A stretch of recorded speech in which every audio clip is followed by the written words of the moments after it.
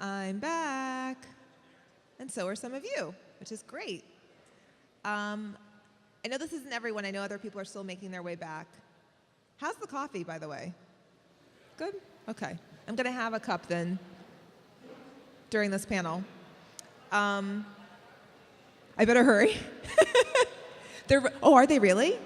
Is that true? If they're running out of coffee, I might scurry off this stage right now and go get a cup myself. Okay, I know we have to start the next panel, but I just wanted to reiterate again how inspired I was by Masi and Jaha, and also by Richard, because as that panel makes clear, change happens only when everyone comes along for the ride. So gender equality only happens if both genders are in it to win it together. And so it was great to hear Richard so passionate about this topic.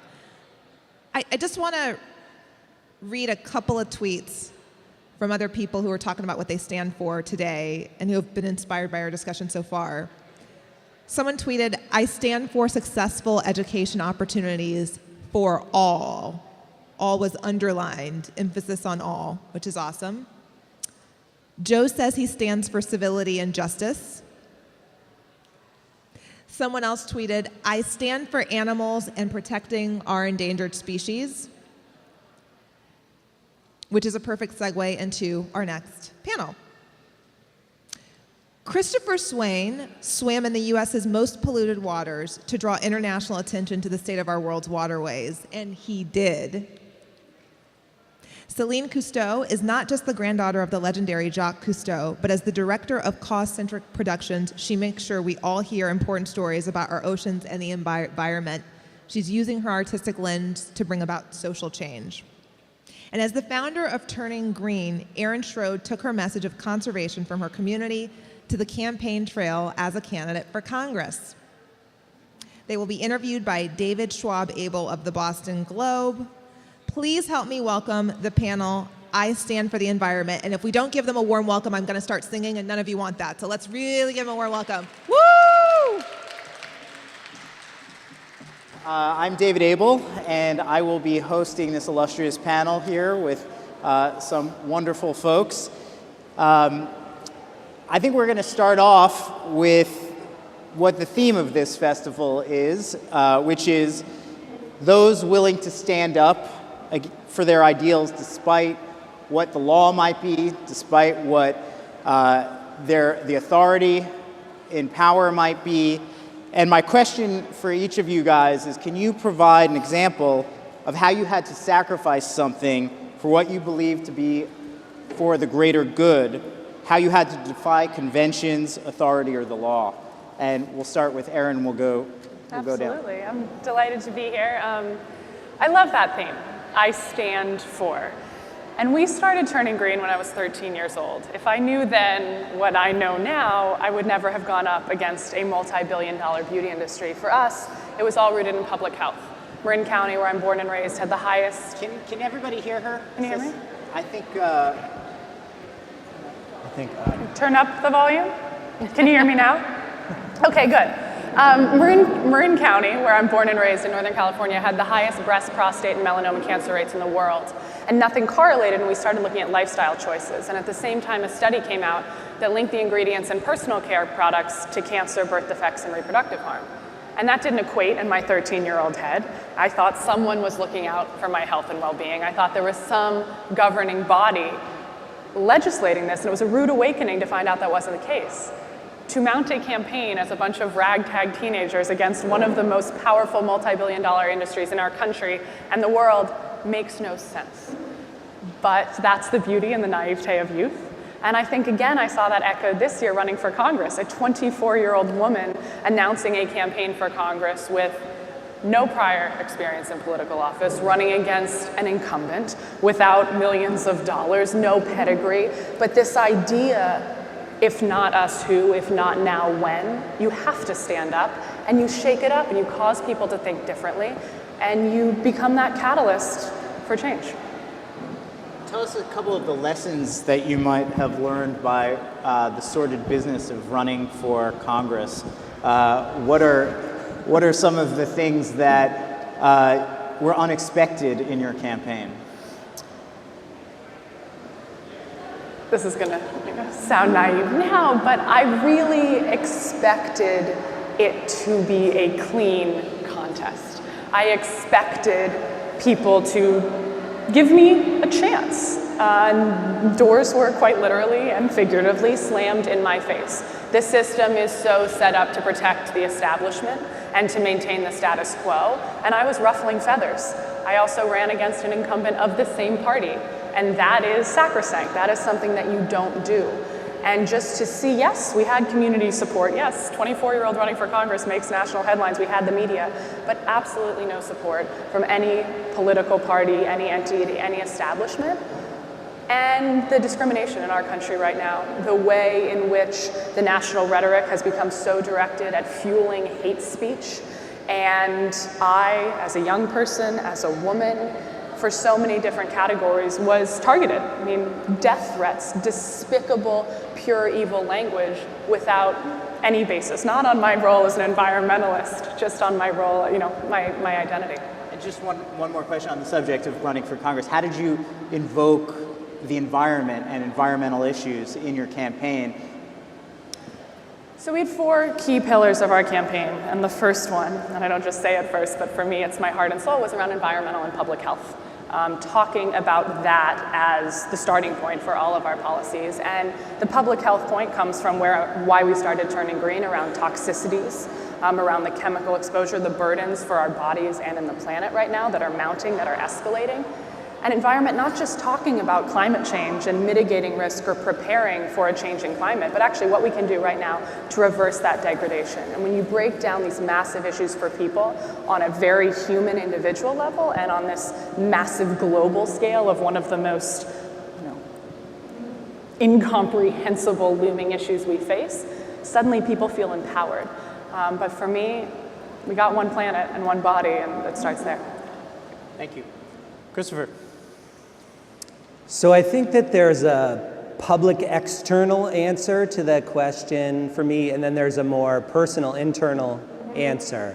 So my friends tease me, we watched you surrounded by the NYPD for 2.5 hours before you figured out a way to swim the Gowanus Canal and how to not get arrested doing that. And I think that's the fun thing to tease me about, like, oh, Swain defied the cops again, and now he's friends with them and they hang out and eat donuts and, all this, which is one story that's true, right?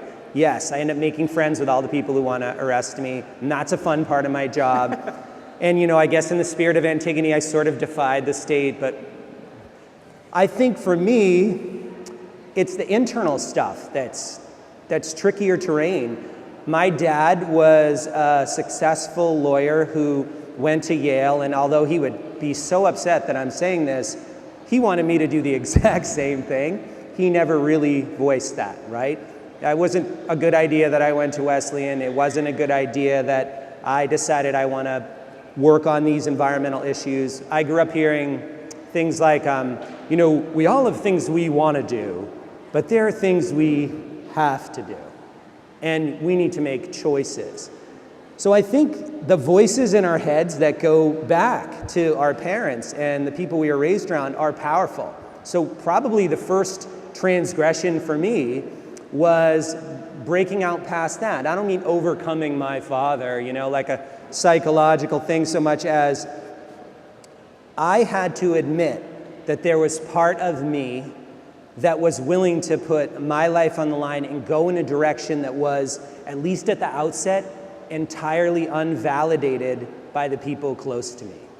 And that's been a theme along the way. From time to time, people that are close to me tell me, okay, I was divorced in 2004. One of the most fun things that my ex said to me when I was swimming the entire 2,000-kilometer length of the Columbia River was, you know what it's like when you're home? And I was like, oh no, here it comes. I said, what? She's like, it's like you have a mistress. The river's your mistress. So you're here, but you're not here. Your heart's still over there. Your mind's still over there with the river. Like, I've lost you. You belong to the river now. So those pieces are the ones I've struggled with, I think even more than the outward organs of the state. I think for a lot of us who care so deeply about the work that we do and we put our heart and soul, we go to the Amazon, we go on a congressional campaign, we invest so much of our heart and soul into these ideas or these goals that we have. It's tough to balance things. Yeah. How do you do that with what you do when you might, contract diphtheria or some other kind of disease from? Yeah, so I mean, I have gotten run over by boats. I have been caught in lightning storms. I've swum through nuclear waste, PCBs, raw sewage spills. I've gotten ear infections, lymph node infections, skin rashes from pulp mills, all kinds of things have happened on these swims for clean water. I think, here's what I would tell my kids. I would say, you're gonna have to live with you. So it's tempting, especially as a young person, to give in to the temptation of everyone else's approval. Like, I want my friends to think I'm cool. And I do want my friends to think I'm cool, right? I want my kids to think I'm cool. And I'm vain, right? I want my daughters to think I'm cool, sure, and that I tried. But I'm gonna have to live with me. And in my late 40s, when I look at it, I think, okay, I don't anticipate dying soon, but someday I'm sure I will die, and what's it gonna take for me to be okay with that is where I've come around to. In other words, when I'm lying there dying, at this point, there's only a couple things I'm gonna care about. I'm gonna care about, was I able to show up and make the connections with my daughters that I really wanted to make? Right. And was I able to let myself come to full flower and do this work? Was I able to leave it all out there? Was I able to be vulnerable enough to the calling that I didn't hold myself back in those moments, Sewage, jellyfish, sharks, I gave myself to it. It's so tricky, and it's it's definitely a fine balance. But luckily, on our panel, I just learned we have a therapist. Great, you can help me. I'm not going to ask Céline to diagnose Christopher, but why don't you take the lead of the question about how you've had to... That's a good segue, David. Thank you. What he's referring to is I have a background in psychology, and I did used to work in psychiatric hospitals working with troubled patients, mostly adolescents. But they were dealing with things like sexual, physical, and emotional abuse, something very different than what I'm doing now. And at the same time, I think being able to have empathy towards people, being able to better understand how people function, how people behave, how we think, how we influence behavior, how we create change. We all could really utilize a couple of courses in psychology simply because we are human beings interacting. And we're a pretty diverse panel with a thread in common, but in order for me to be able to understand your work, Erin, I have to put myself in her position. And I think it's the same thing with the environmental work that we do, is that we have a passion for what we're doing, regardless of the subject.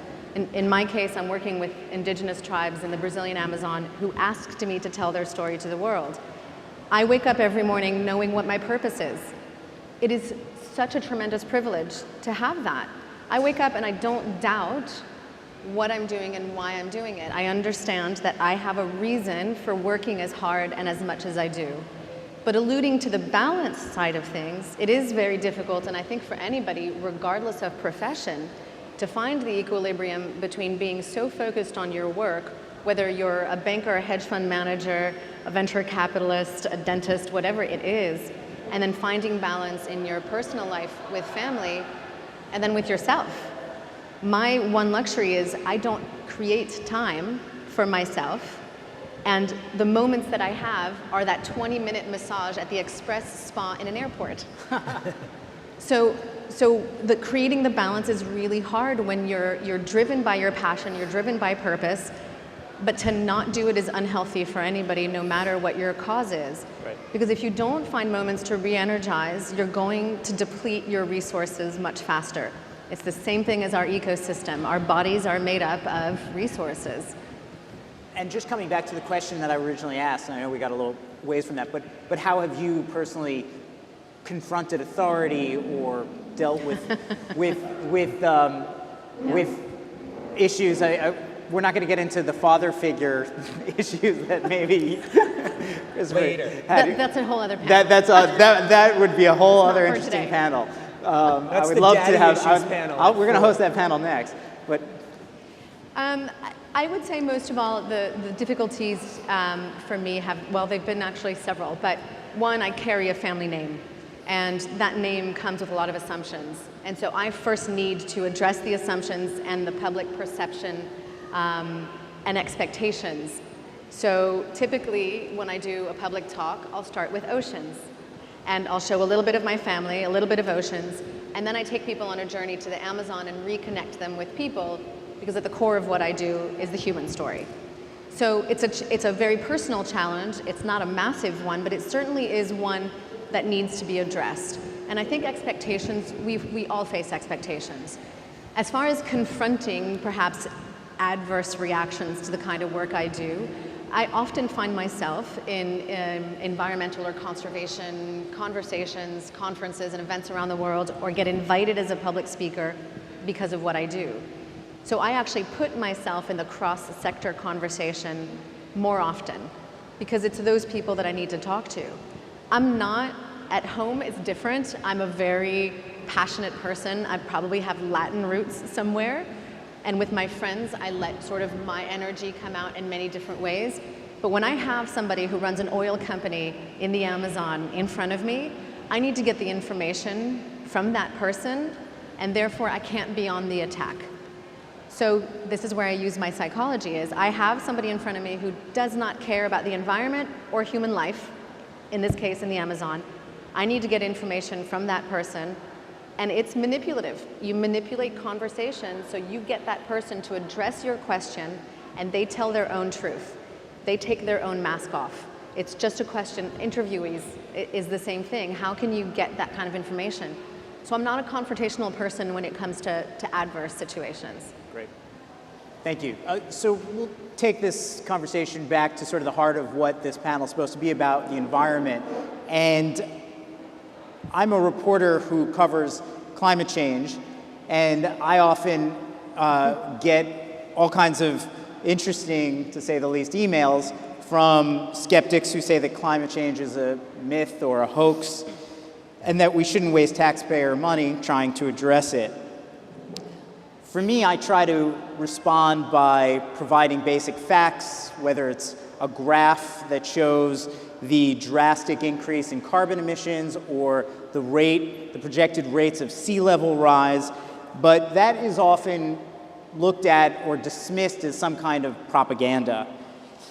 The question is, can you each provide your best answer for skeptics or deniers of climate change? Something simple that, is succinct and sufficiently thoughtful, but like a bumper sticker that would get the point across in a way that isn't complicated or overly bureaucratic or require, a PowerPoint presentation.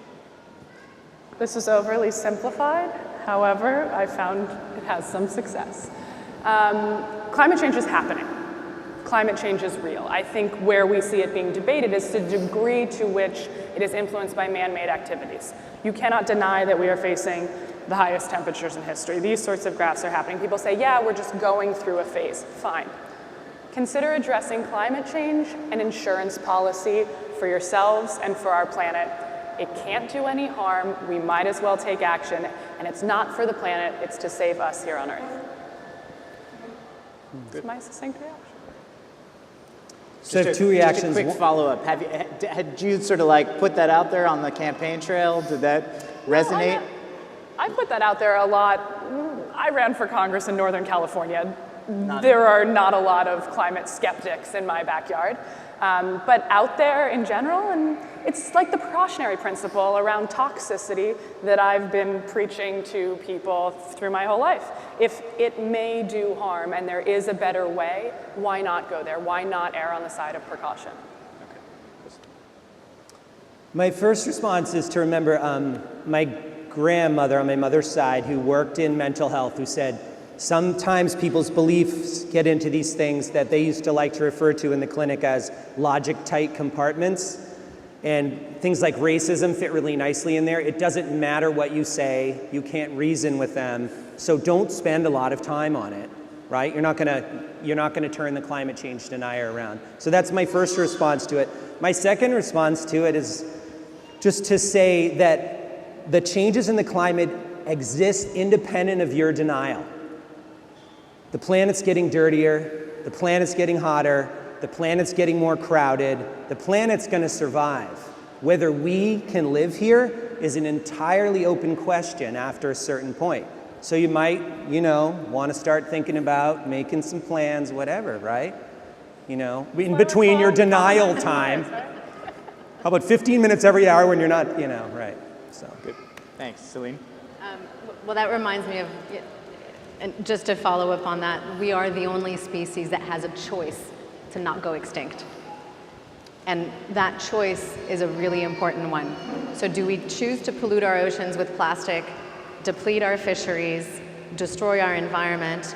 We're destroying our air, we're destroying the water that we need to live, the food that we need to eat. I would think that just on a human survival level, as both of you are saying, on a human survival level, we would do better to see ourselves at the center of the environment story, regardless of our opinion on climate change, for our health. More than that, and now I think of, I don't have a legal background, but I think in terms of if you're looking at defending an idea, well, scientists have proven with fact and data that climate change is impacted by human activity. If the deniers are saying that's not true, I'm asking them, prove to me that it's not true.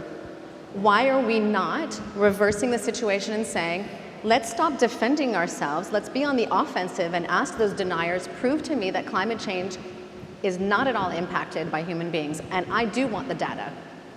I would say that would be a reversing the situation. Mm-hmm. And that leads to the next question, which is that, right now, we're in the heart of an election. Climate change has not really surfaced as an issue. It was touched on in the last debate, but it was framed through the notion of trying to curtail the so-called war on coal. The next question I have really is, what would you guys do to try to make this issue more a question of what can we do rather than whether this is real or not? And how do we make this more part of our dialogue in terms of making this as much of a forefront of an issue as climate scientists say it should be, that it is the largest threat facing our planet-wide ecosystem? So there's interesting studies done in the primary debates. About less than 2% of questions had anything to do with climate. That's pathetic. Also, the majority of them were targeted towards Democrats, and Donald Trump has not faced one single question about climate change throughout the entirety of the debate process. So we have to flip the script, first of all. Tying the climate to all of the issues that people see as the most pressing ones, and this is nothing new or revolutionary, but jobs, absolutely, national security, and I think that's something that people aren't necessarily realizing. I've spent a lot of time working with refugees in the Mediterranean. Yes, they're fleeing terror. There are a lot of them. The wars there and terror is fueled by droughts and changing climate, but people are having to leave their homes. We're seeing these migration patterns around the world as a result of climate change. We're seeing people right here in our own country that are now taking time, energy, taxpayer dollars, not to mention the hardship, the deaths, the destruction, as a result of this. And I believe that it is imperative to just keep pressing the way in which climate is related to intrinsic pieces of all of these stories for people who don't actually think that they're interested in climate change, but they are interested in the places where climate change has clear ramifications. So in 2009, I went to give my 2 minutes of testimony when Obama was trying to put together his oceans policy. and I went to one of those public things where you wait all day and talk for 2 minutes. And one of the things that struck me about the panel that was there, it wasn't just folks from NOAA. There were people from the Coast Guard, the Army, the Navy, Homeland Security. So of course, at the break, I went up to the Coast Guard guys, because I know the Coast Guard guys, right? And I'm like, I think I know why you're here, but what's going on with the Army and the Navy here? And they're like, the Pentagon's been asked to plan for 100 million plus refugee possibility in the United States over the next 100 years. And I'm like, what are you kidding me? He's like, no, 80% of the people live within 50 miles of the coast. He's like, just imagine Katrina in every city. He's like, that's beyond our capability, even with our military. So we're not at all sure what to do. We're not at all sure whether it's gonna happen or not and how quickly with the sea level rise, but it's our job to follow orders, and we've been ordered to plan for this and figure out what to do. And in some way, that was the first moment when I took in that, oh man, we're not the only ones with a coastline. Right. Good. Well, I think first of all, something Erin said in terms of climate refugees is going to become something very real. When we look at island nations like Kiribati or the Maldives, we may think that these are nations that are far away. They hold 100,000 and 300,000 respectively. In the case of the Maldives, because they have high tourism, they have the income to go buy land in other countries. But they are essentially looking at moving a population of 300,000 people with the reality that the sea level will rise and completely engulf their islands. Where do we think those 300,000 people will go? They have to resettle in other countries. In the case of Kiribati, they don't have the income and they don't have the set up trust that the Maldives is doing. So that's 100,000 people whose island will be underwater. Where do they go? Those are two beginning examples of what a changing climate and the kind of impact it will have at the international level. This isn't a regional issue. This is going to span across, and the United States is a very attractive place to move to. So environmental refugees will become a global responsibility. Right. We need to think ahead at that level. So yes, I mean, we were talking about fisheries, decreasing unsustainable fisheries, but there are solutions that are attractive to people who want to invest in something called the blue economy. Just as one example, you want to make a profit on doing good for the environment. Okay, the blue economy is providing sustainable ways to create, and I won't bore you with details, but multi-trophic aquaculture that will allow us to harvest various levels through our natural ecosystem and our natural resources that will feed a growing population. And those who invest early and invest now can actually make a profit on doing something good for the environment and good for people. So the solutions to environmental problems aren't all negative impact. It's not about what we have to give up. It's actually about utilizing our creativity and our humanitarian heart in order to be able to create a system that is sustainable for all of us. Because it's one planet. We keep saying this. We're not going to go live on Mars. We have this one planet. So the impact of climate change is going to come back. And I do think that the political leaders who are at the forefront of providing those solutions, those are going to be the powers of the future, not the powers that exist now who are in a complete denial that the frontiers are open. You cannot build a wall around an entire country to keep environmental refugees out or rising sea level. Well, that's really what I wanted to talk about next, which are the category of solutions. But we already have environmental refugees, arguably, internally in the United States. I mean, Katrina, we saw an exodus of an entire city. Just with the Hurricane Matthew, I mean, you can't attribute one particular weather event to climate change, but the increasing fierceness of storms is what we likely expect. And there was a whole exodus along the coast, and lots of people had to leave their homes in North Carolina. Much of southern Florida was evacuated.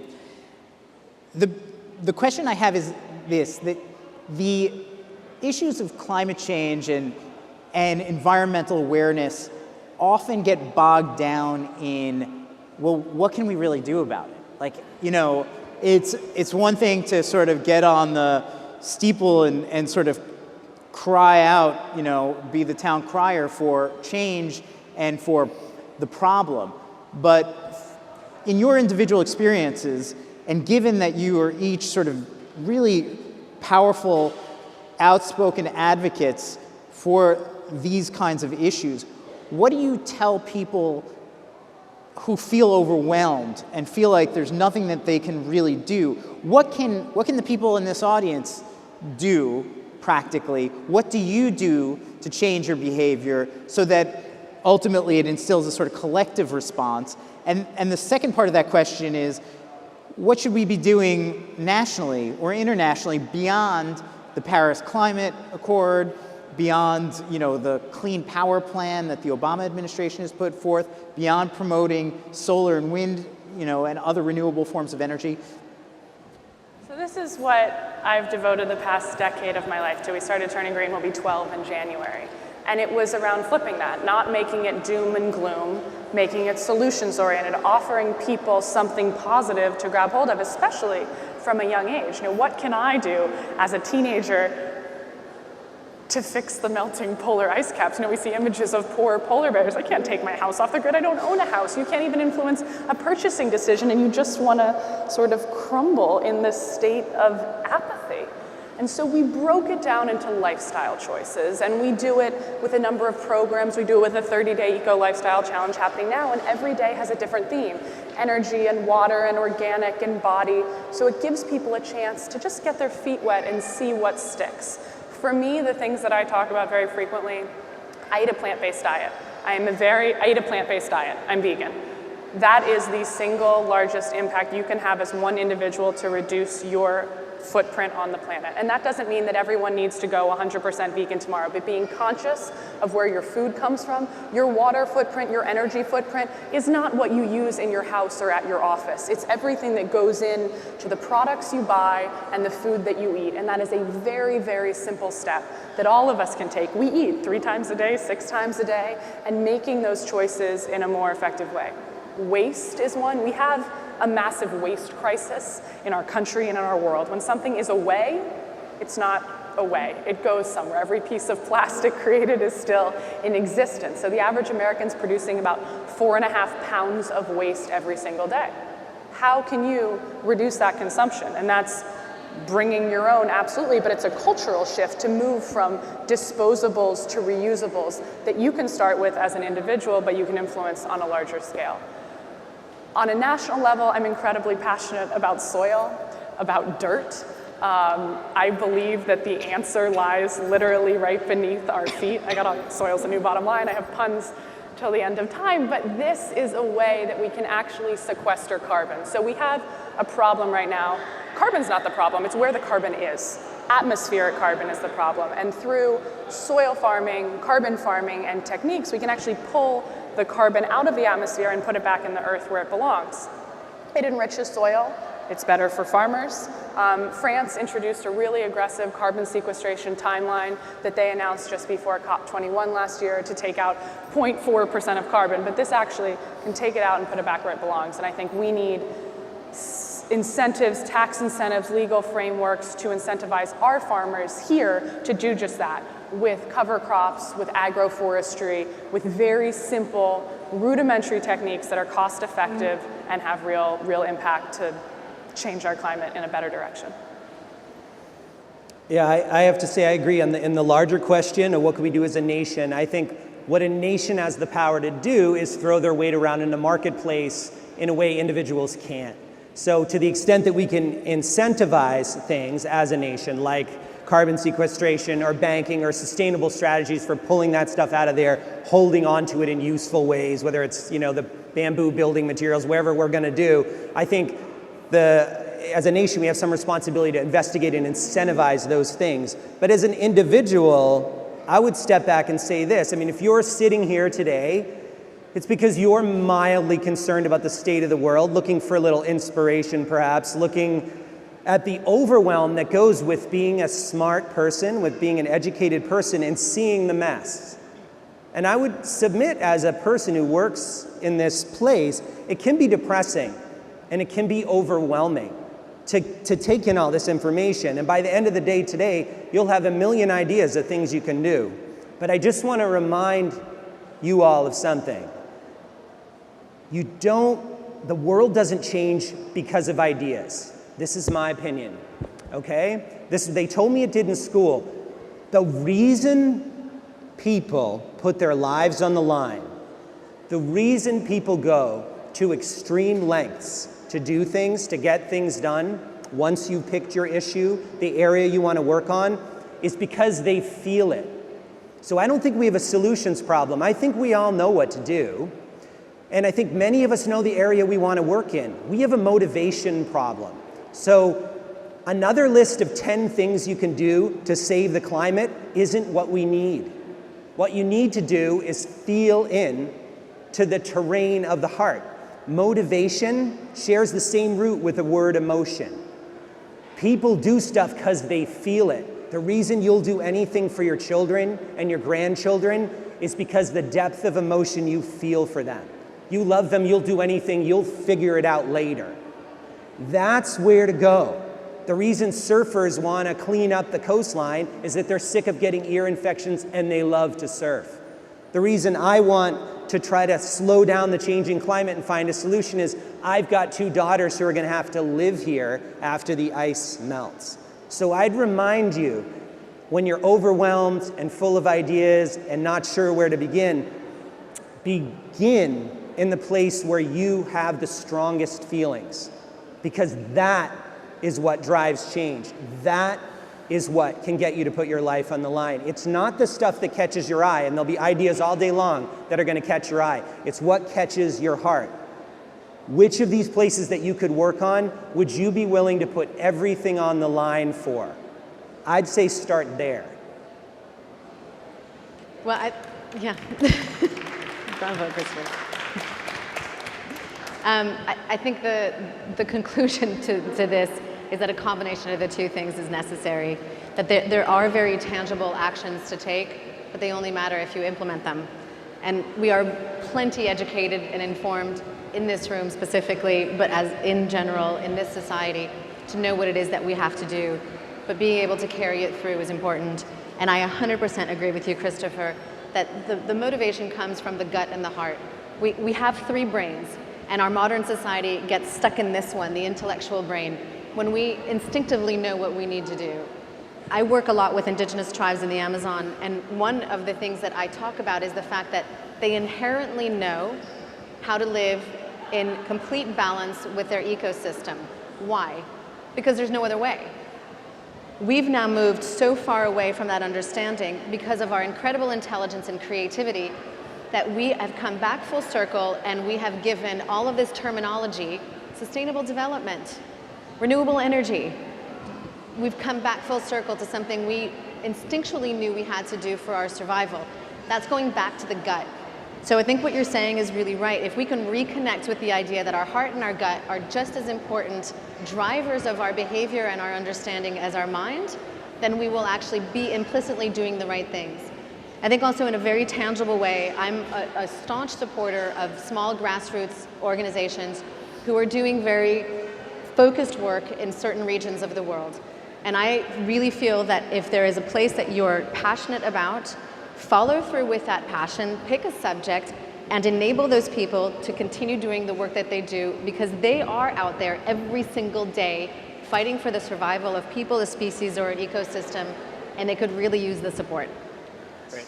I hope we have time for one more question. I don't know if what the time here is, but each of you guys are a master, arguably, in getting heard, in getting your message, 10 minutes, okay, in getting your message across.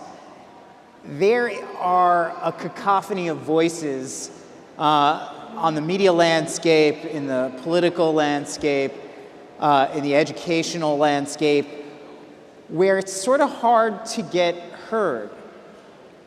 The question is, in a similar way of what we were just talking about, you know, you've run a political campaign, you do these public awareness events by putting your life at risk, arguably, and you make films and, go to the far reaches of the planet. But what lessons, if you can, share with us about how do you get your voice, your message through the din of all of the white noise or confusing messages that we hear today about climate change, about contamination of our water supply, about contamination of our soil, and so forth. Do you have any suggestions for folks who are interested in getting their voice heard, how to do that? Yeah, I'm going to piggyback off of what you said. I care so deeply about these issues, and I think we all do. And in a world right now where there is so much content being put out and where we are obsessed with transparency and search engine skills are really good, authenticity is this word you hear over and over again. I think people are demanding more and more integrity of leaders, integrity in initiatives, and I like to think, optimist in me, that those are the ones that stand out, that those are the ones that shine through. So when you find that passion, that purpose, that thing that you will stay up to at all hours of the day, I found that at a very young age. I feel unbelievably privileged to know my mission, to get up every day, inspired to go forth. And the greatest compliment I get when I go and speak, especially to kids who just tell like it is you're exactly who I thought you were. Yeah, I believe in this. I walk the talk. So I think when you go out there, you speak your truth. You are collaborative in your approach. We need more synergy in our world, and we have so many people trying to do the same things in different silos, and everyone should follow their purpose. But there's so much more that we share, and when we join forces, we're stronger. So when you go out there with this purpose, when you do your assessment, when you look out at the landscape and you can pull in those like-minded partners, those soul sisters, soul brothers, you go a lot farther. If you want to go far, go together, this old saying. So that is what I believe is unique. That's where I've had success. And then blast it out on the platforms where people are. We all get caught up. I'm from Northern California. It's really easy for me to preach to an environmental choir in Northern California. That's not what's going to change the landscape. And right now, we're dealing with issues on a local level, super important on a national level. But if we want to address these issues on a global level, we have to go to other countries. And that can be by empowering other people to do similar things to what we're doing locally. But the population growth and the development that's happening in India, in China, in Brazil is dramatic. So go to those places, go through those channels, and the tools that we have right now through digital media. And that's where I've found success. I got Facebook when I was in 9th grade.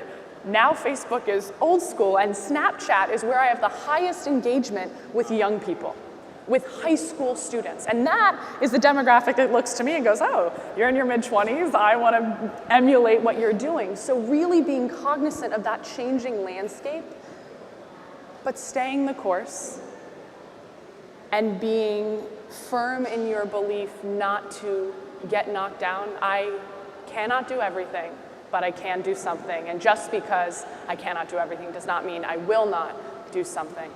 So you go forth with everything you've got every damn day for all time. I'd say, here we are at the Antigone Now conference, right? To me, it's right there in the Sophocles play. Like, you can take it right from Antigone.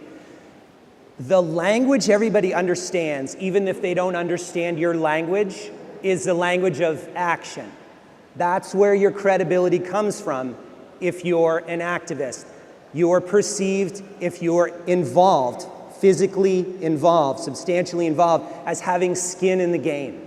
And somehow that does something for credibility. That helps you to get heard. So what did Antigone do? She said, it feels wrong to me that my brother's out there rotting, and there's been an edict saying no one touch that body, no one give him the burial that our gods tell him to give him. So I'm going to do it anyway. And they say, well, if you do it anyway, we're going to kill you. But she does it anyway. And the reason Antigone gets heard isn't because She talks to her chauvinistic patron Creon about the issue, okay? Or writes a letter or sends an email blast. That wouldn't have worked. And if you reread Antigone, it's shocking the level of disrespect available for young women in the play. That's another panel. But what does work and what does bring the entire nation to a halt is her action. She goes out and buries the body. And she gets caught doing it, and she doesn't deny it, and she stands there and says, I did what I think is right. They say it's against the law, and she says, whose law? Not the law I'm listening to. There's another law. There's a divine law, and they're like, well, you're going to be dead soon. You can talk to the dead people about it. And she's like, you know what? I bet they'll understand. I'm okay with their judgment. So my idea of how to get heard would be make sure you have skin in the game. Make sure you're working on something that you're willing to put everything on the line for. But just remember, you can say whatever you want. It's what you do. The language that's going to get you heard is the language of action. There was a word that was brought up earlier. I think it's vulnerable. Authentic was also brought up. Audiences are looking for people who are authentic and vulnerable. We get bogged down in social media, in YouTube, and looking at the cat climbing the curtain because we're looking for distraction. But once you get through to the distraction, you actually get to the heart of what people are about, and that's what we crave. So I'm not going to go a long time because I think I'm just echoing what has been said here. If you are presenting something that you are passionate about and you believe in firmly, you will be in the right place because you will do it every day, and at some point you will be in front of the right people who searched for you and found you. And that means every morning waking up with the same conviction that you are doing exactly what you're supposed to be doing because you believe in what you're doing and you're living a life of purpose. The rest is a whole lot of noise. And just to add a finer point to that and to sort of provide my own sort of answer to the question, I think there are two ingredients that I've found help sort of get something across or resonate. And that is, number one, listening and making people really understand that you're hearing their thoughts and their concerns, and then trying to empathize and show that the things that you're trying to do come from a source of empathy. I think that's going to do it for us. Thank you, guys. Thank you, everybody.